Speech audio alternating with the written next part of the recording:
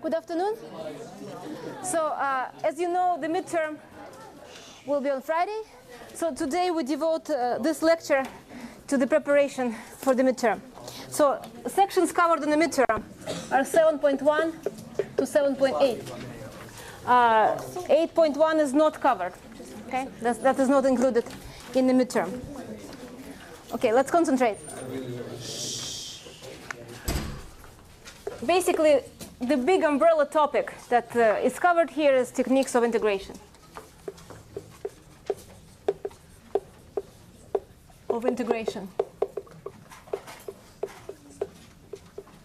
So today we'll solve several examples, talk about some of the more important techniques. To start, let's review. So the first technique that we looked at is integration by parts. So that's section 7.1.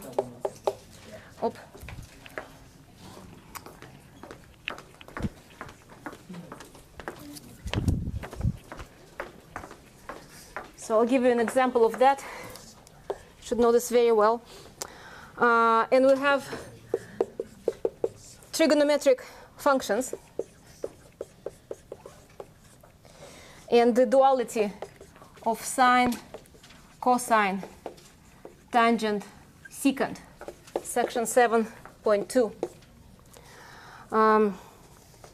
And we have trigonometric substitution.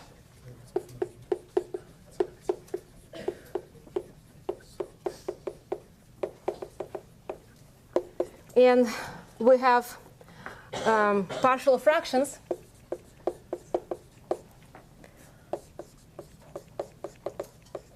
So this is 7.3, 7.4. Okay, so let's look at these first. So let me give you an example of something that is not exactly obvious, right? Sometimes you have to use several methods. So e to the 2x minus 1, the square root of.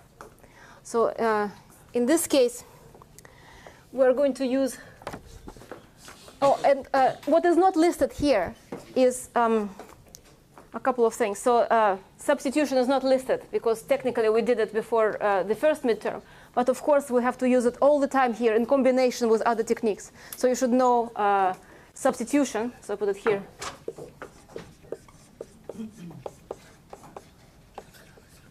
So let's not forget that. So here, the substitution is non-trivial. We take this whole radical and denote it by u. Okay. So now we want to evaluate the differential.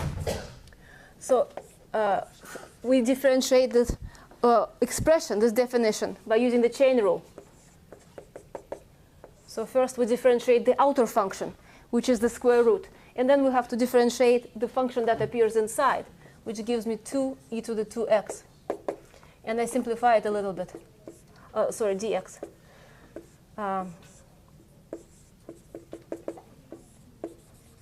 Okay.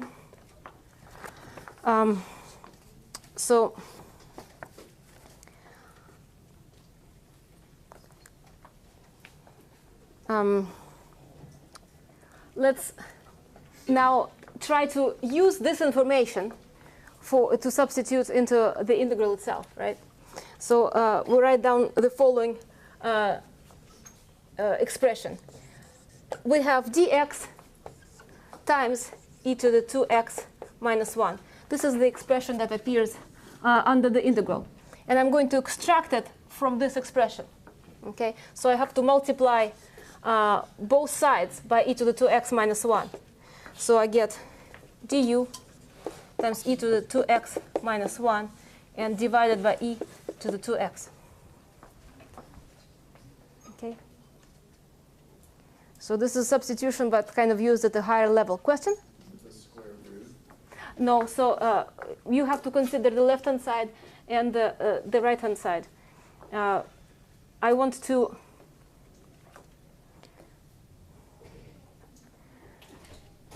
one second. Dx.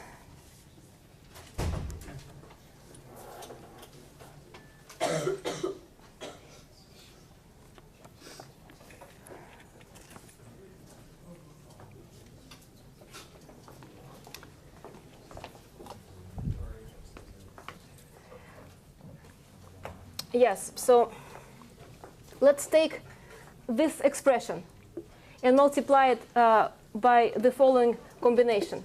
E to the 2x minus 1 divided by e to the 2x, okay? Both sides, left and right.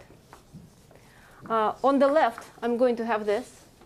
And on the right, I have dx, this cancels, and the square root cancels, and I'm left with this. Okay, so this is the transform. This is the operation that I use. Is this clear? I take this and this and multiply them both by this expression. So on the left-hand side, I have du times this whole thing. This is easy, right? On the right, I have to multiply this by this. So e to the 2x cancels. E to the 2x minus 1 gets divided by the square root. So what is left is e to the square root times dx. Question? Yeah, how did you figure it out? Was it just for this problem? Oh, this is because I want to recreate this expression. Okay, so this is what my ultimate goal is every time with substitution.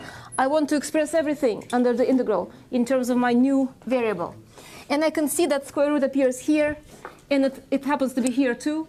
So I just modify this expression to get it to this form. Okay, and so far, okay, I got this on the left, but on the right, I have both u and x. So my job is not complete yet. So what am I going to do? I'm going to try to continue this to express everything in terms of u. How do I do this? Let us write down the definition again.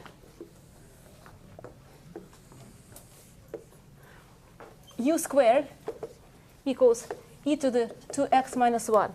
So e to the 2x minus 1 is expressed easily in terms of u squared. How about 2x? I can say that e to the 2x is u squared plus 1. So I can continue here, and I have du times u squared, and in the denominator I have u squared plus 1. Okay? So I expressed the whole thing in terms of u by a clever usage of this definition. Okay? Now I can rewrite my original integral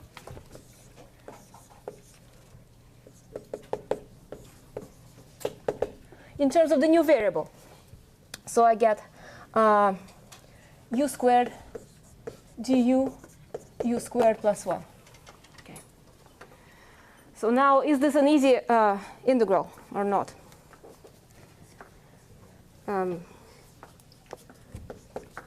You can say that this is u squared plus 1 minus 1 du u squared plus 1, right? Plus and minus 1. We already used this trick before. And this gives me 1 minus 1 over u squared plus 1. And now I can recognize something that is in the table of integration. So it's u minus arctangent u plus c. And going back to the original definition of e to the 2x minus 1 plus arctangent of the same thing plus c. Okay?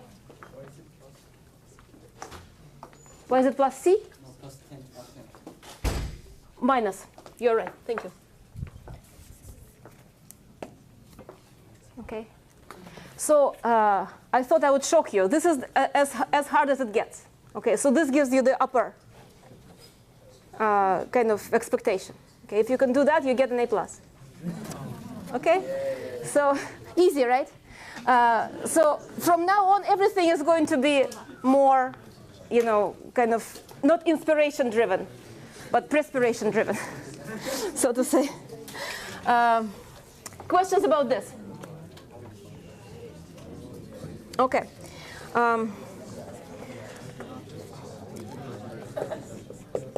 let me give you this example.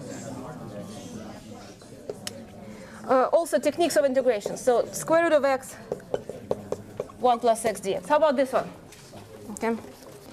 So here, let's say square root of x equals u. Okay. Now we can say dx over 2 square root of x equals du. Or we can resolve it for dx, 2 square root of x du, which is 2u du. And x equals u squared. So by doing these operations, we can rewrite everything in the integral in terms of the new variable. So what is square root of x? That's u. What is dx? Dx is 2u du. What is 1 plus x? That's 1 plus u squared. Okay. 2u squared du, 1 plus u squared. And then I say dot, dot, dot. It's the same integral we just took.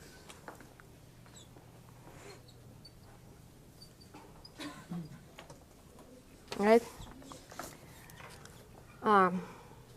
This is equal to 2u minus arctangent u plus c, or 2 square root of x minus arctangent square root of x plus c. Question? I'm sorry?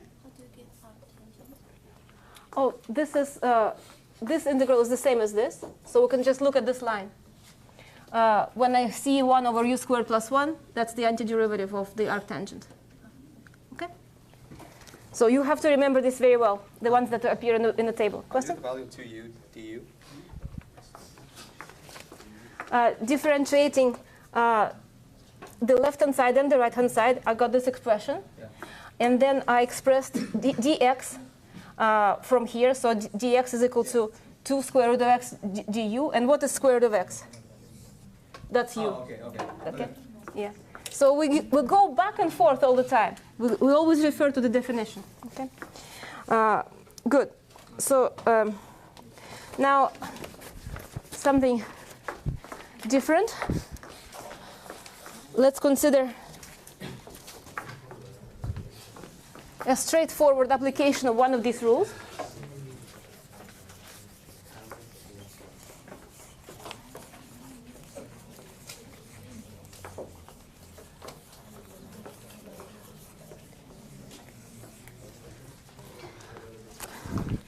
So let's look at the following example. X squared e to the 3x dx. Okay. Here's only one rule that we use. This is integration by parts, but we'll do it twice. Okay. So I said u equals x squared, and v prime is e to the minus 3x. So actually, let me write it like this. Okay. So now I have a product, and it's more straightforward to think of the differentiation by parts. So I assign my variables, my new functions u and v. I differentiate u, and I integrate v.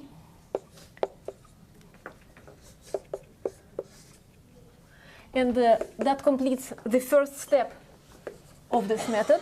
So I have uv x squared e to the minus 3x over 3 minus 2/3 x e to the minus 3x dx.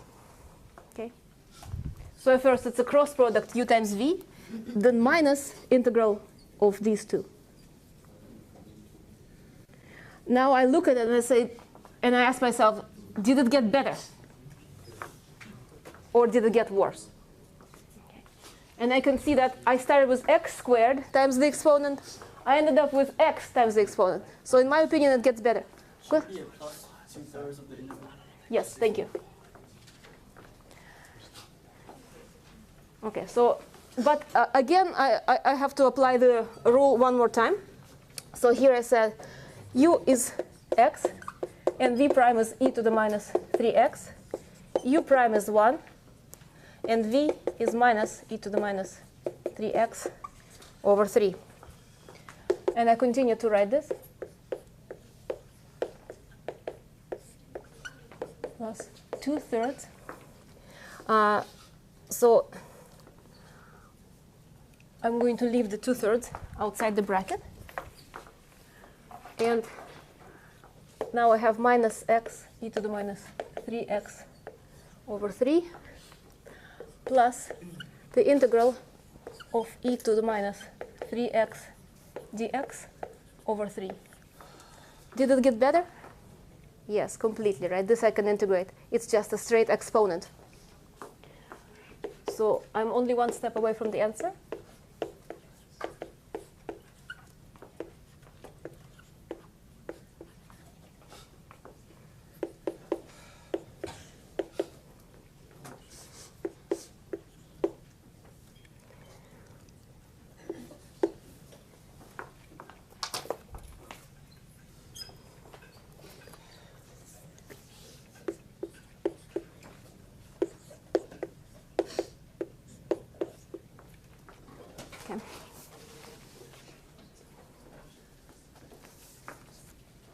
Questions? Question? Can you give us any involving sine and cosine, like multiplying? Kind of like repeating ones that are Repeating. the ones that. Yeah, no, forget it. I'll expect it. Oh, he's talking about the ones where you gotta like put them all on one side and then. Oh, when you arrive at the same type of oh yes, so this happens only more or less the most common example is when you have an exponent and a sine or a cosine. Okay, and if you've done it once, okay, you know them all. You just do it twice, and see here the power. You start from x squared. Here you have x, and here you have no x. If this was a sine or a cosine, you would have like sine, you would have a cosine, and you would have sine again. So then you denote, and if you made the full circle, you denote that by I. This is I, and then you solve for I.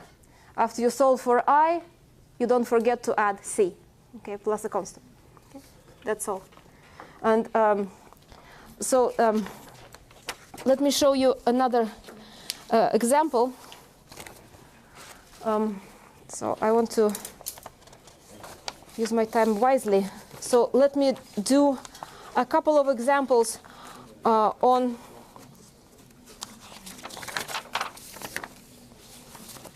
the improper integrals. Okay.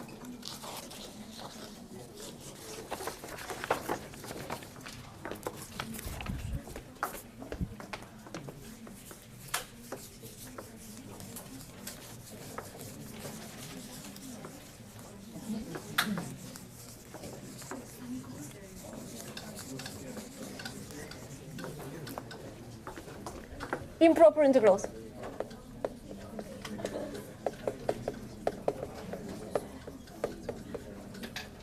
So let's look at the following. So how do I know that this integral is improper? One of the limits of integration is infinity. Yeah. Okay, so I can immediately rewrite it as a limit of this. Okay. So now I can handle this as integration by parts again. Okay. So let's write it. Sometimes I don't want to carry the limit sign with me all the time, and I just want to evaluate the proper integral first, and then I use it here. Okay. So let's do this integral. We just did it. It's really easy. By parts. So this is given by x minus x e to the minus x from 0 to t plus e to the minus x. Okay, so I use the substitution. I substitute the limits of integration. It's a proper definite integral. So I have minus t e to the minus t minus 0 minus e to the minus x, evaluated again at the same limits. So I have minus t e to the minus t minus e to the minus t plus 1.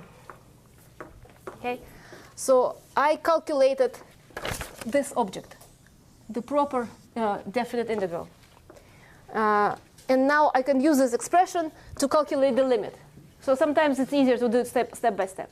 Okay, so I did all the work. Now I go here, and I say this is the limit as t goes to infinity of this expression, minus t e to the minus t minus e to the minus t plus 1.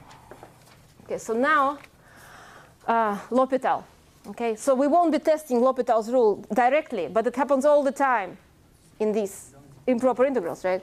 So you may be exposed to like not the most advanced cases of the L'Hopital's rule, but you should know what it is. First of all, when t goes to infinity, what happens to e to the minus t? That's the easy one. So this one goes to 0. I don't have to worry about it. So what is the limit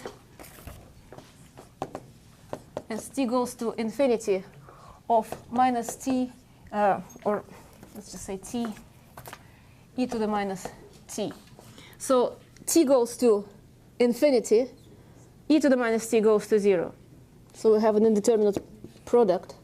Okay, so we write it as an indeterminate fraction, where both of these things go to infinity. And then we apply L'Hopital's rule by taking the derivative.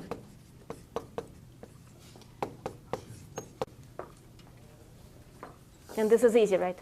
Now it's easy because e to the t goes to infinity, so the whole thing goes to 0.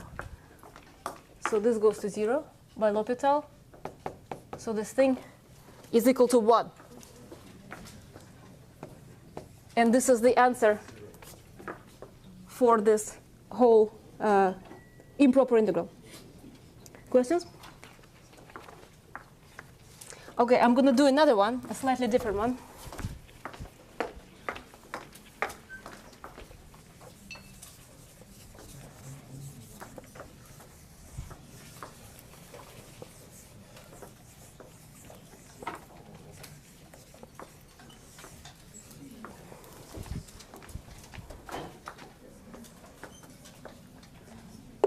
Does this, does the following improper integral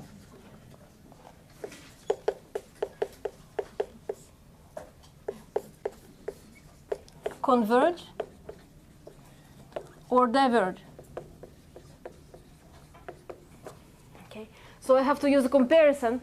I cannot integrate this, but I can use a comparison test. So this is something that we should remember. If I show that this is something that is smaller than a converging integral, then it's also going to converge. So let's try this. We said we'll look at the expression under the integral, and let's see if we can bound it by something that we know. You know that what does the sign x do as x goes to infinity? It goes up and down between minus 1 and 1. It can never be smaller than minus 1. It can never be bigger than 1. Okay, so this whole thing has got to be less or equal to 7 over x squared, right? Because this guy, sometimes it's negative, sometimes it's 0. It goes up to 1, and it can never make this numerator greater than 7. Do you see this? So this thing is less than this. And this is an easy function to integrate. In fact, you may remember the answer. Does this, when I integrate this, does to infinity, does this converge or diverge? this converges because the power is greater than 1. Okay? If it was 1 over x or 1 over square root of x, that would diverge. If this power is greater than 1, it converges. If you don't remember that, you can check it. So consider the integral from 5 to infinity, this 7 over x squared dx. So this is the limit as t goes to infinity. 5 to t 7 x squared dx. The limit, so I have 7 minus over x from 5 to t. Okay, so I have minus 7 limit as t goes to infinity of 1 over t minus 1/5. Okay, so what's the limit? This goes to 0, right? I have minus 1 over 5 times minus 7, 7/5. So this guy converges. Therefore, the original integral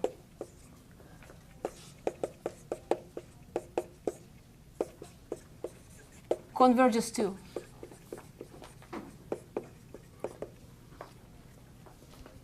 And let me write it down, comparison test.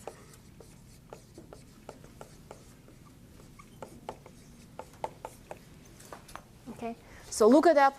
Question? When you do the comparison test. And So the method to show this is the comparison test. yeah, but if we say it converges, By you have compare- to give the point, like the number at which it So if you give me the right calculation like this and say nothing, I'll be happy. If you make a mistake somewhere but say comparison test, I'll give you a point, right? So it doesn't hurt. Because this you may make a mistake here, but if I know that you know, it helps you. It helps you. It helps me to grade it. Question? What if we just write the first thing that you say? Like, if we don't prove it, will we get the point? Well, everything helps, right? Everything helps. Try to get the whole thing. Please, I encourage you to do the whole thing. Okay.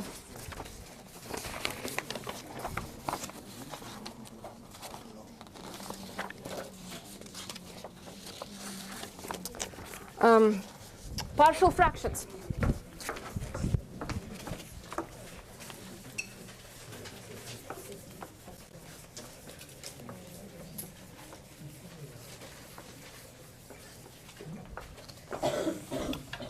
So there are 4 types of partial fractions. And please remember what you do for each. Okay, linear factors, non-repeated, linear factors repeated, non-linear factors, non-repeated, non-linear factors repeated. So this first example is as follows.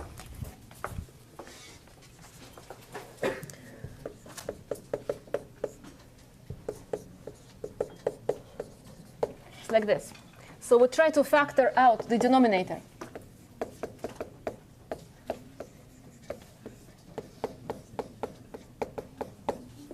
And of course, you can try to solve this quadratic equation. You'll find it has no real roots, right? Or you can just remember that x squared plus a constant is an irreducible quadratic factor. So there's nothing we can do about it. So we have one linear factor and one quadratic factor. So let's write down the partial fraction expansion. We're going to have a over x plus bx plus c x squared plus 1. Okay, so for a quadratic factor, we don't just use a constant. We use a linear form, bx plus c. Okay, and that's equal to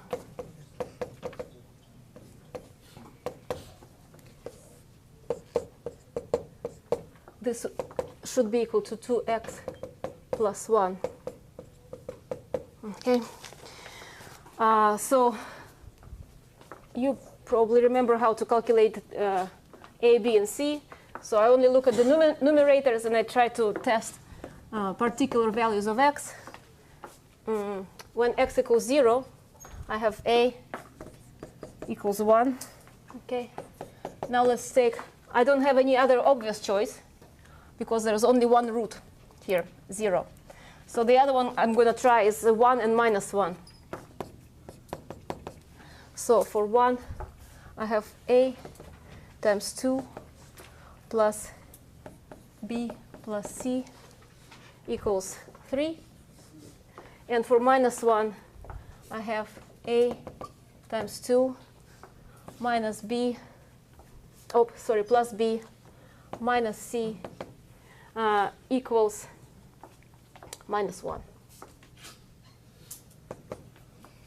So I have two equations. Oh, and a equals 1. So this is just 2 and 2. How do I solve this? So for instance, I can take the first, so I have b plus c equals 1, 3 minus 2. Therefore, c equals 1 minus b. And I substitute it here. So I have 2 plus b minus 1 plus b equals minus 1. Or b to b equals minus 2. B equals minus 1. And the third one, c equals 1 minus b equals 2. Okay, I found all the coefficients.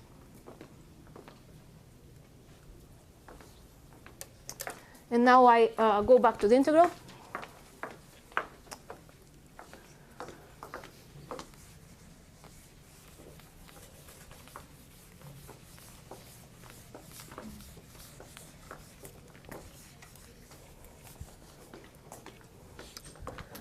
So I have an integral of 1 over x dx minus x dx x squared plus 1 plus 2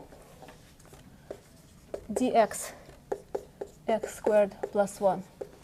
So there are three integrals that I have to evaluate. All of them are quite simple. So the first one is just the log. Okay. The second one is a very, very, very easy substitution. So let's take u equals x squared plus 1, which means that du is 2x dx. So this guy gives me du over 2 over u, okay, which is 1/2 log u, 1/2 log of x squared plus 1. So I continue here with the minus.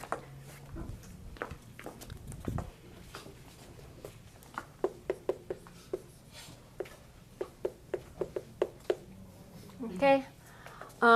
And finally, the last one is a known antiderivative. That's the arctangent.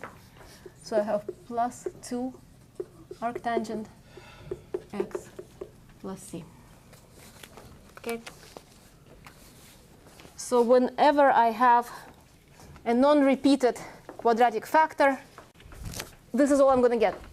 These three types of integration, all of which are quite easy. Okay. Let me give you a difficult, more difficult partial fraction thing.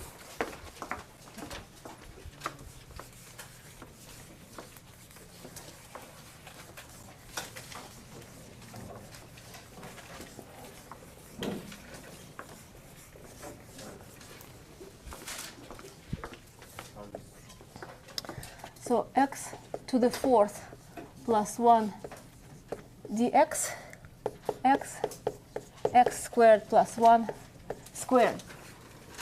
Here we have a repeated quadratic factor, right? There's not one but two of these things. So the most important thing here is to remember what we do with this.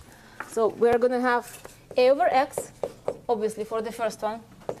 So we are going to have x squared plus 1. Okay, that this is the repeated factor, and because it's quadratic, it has to come with its own little linear form, not just a number.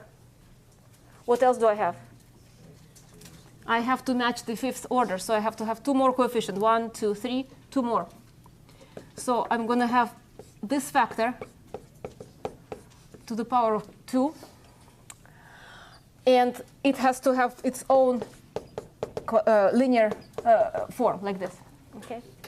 If I had a cube here, I would have one more, fx plus g divided by this thing cubed, and so on, right? Is everybody on board with this? So now we have to calculate, bring everything to the common denominator.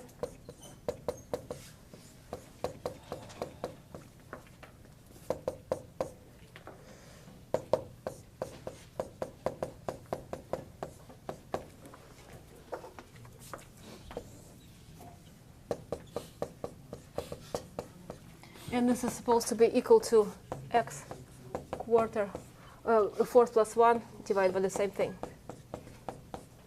Okay. So we'll have to find A, B, C, and D, and E. So only one choice is obvious, right? We have x equals 0. Everybody turns into 0 except the first term. So A equals 1. That's really easy. The rest are not so easy. So I'm going to have x equals 1,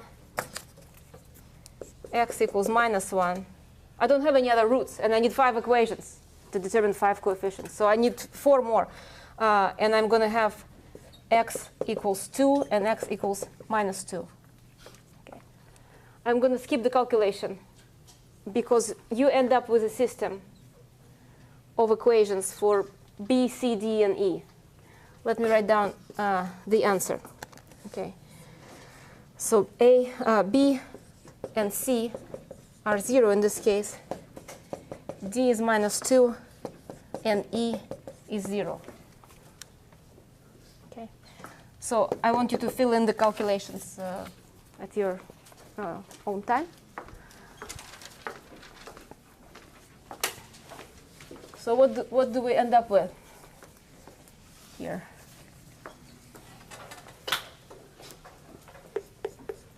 We have an integral of 1 over x dx. Okay. B and C are both 0, so the second term is 0. And the third term is dx, so I have minus 2.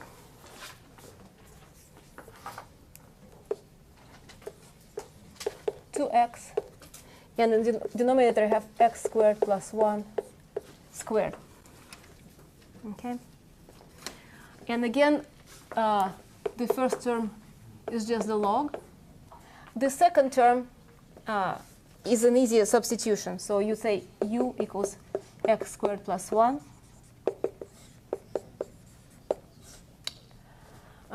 So this guy becomes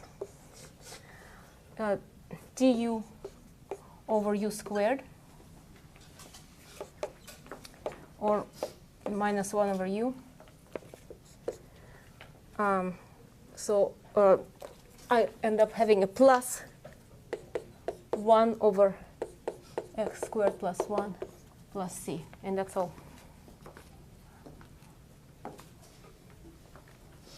Questions?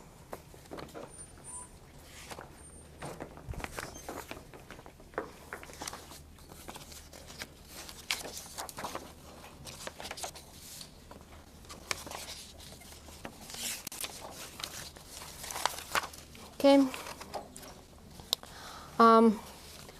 So because I have a little bit of time, I want to go back to one of the examples that I already did.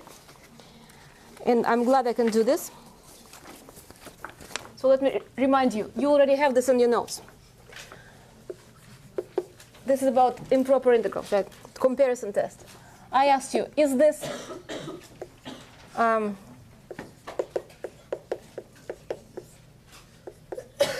converging or a diverging integral? Okay. So what we did was as follows, because I knew the answer. We said 6 plus sine x over x squared. We said that this is less or equal than 7 over x squared.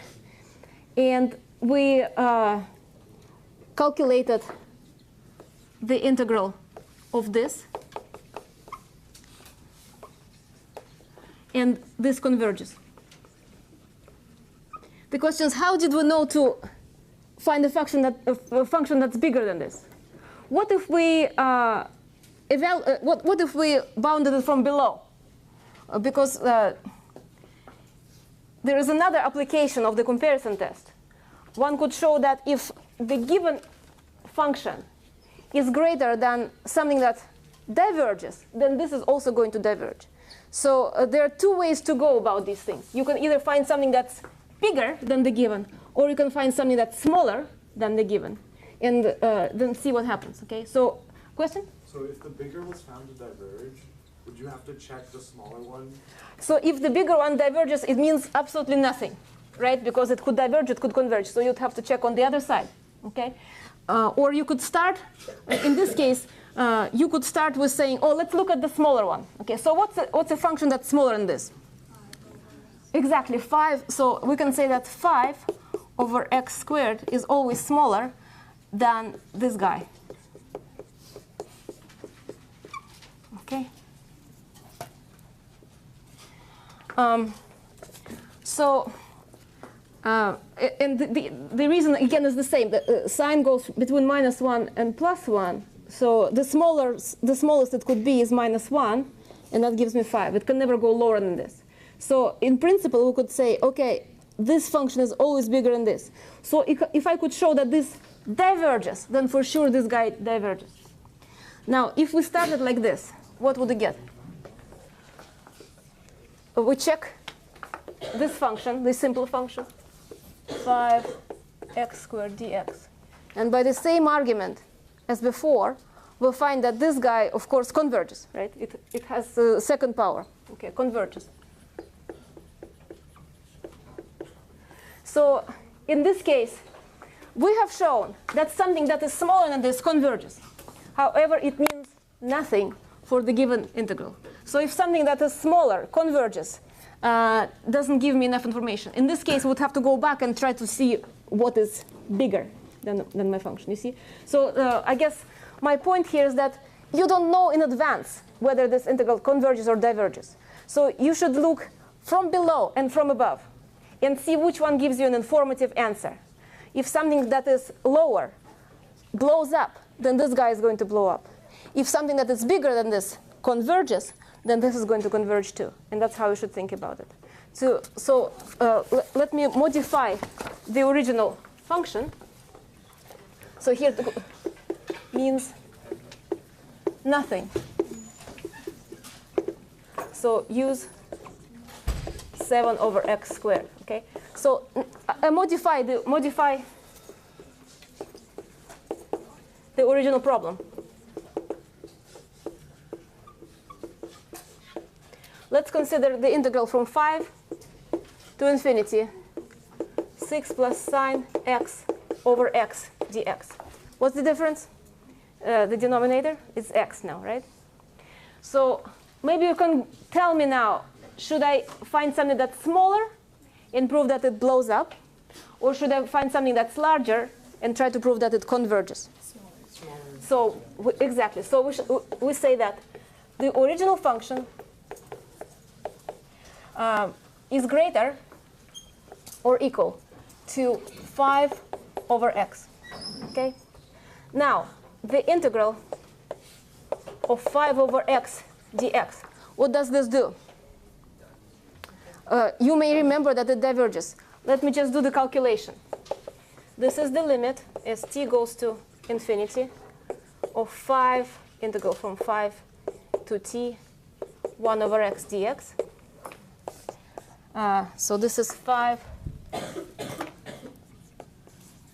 limit t goes to infinity of log x from 5 to t, or 5 limit as t goes to infinity of log t minus log 5. And I'm more or less done, because here I have a limit as t goes to plus infinity of a log t, and of course log very slowly, but increases to infinity. So this is infinity. So we can see that something that's smaller diverges, which means that the original function, which is 6 plus sine x over x dx, diverges too. Okay. Questions? Okay, so I want you to please take advantage of the extra office hours that the TA has tomorrow from 8:30 to 10:30. Please don't forget to bring your IDs and have a good night's sleep. Thank you.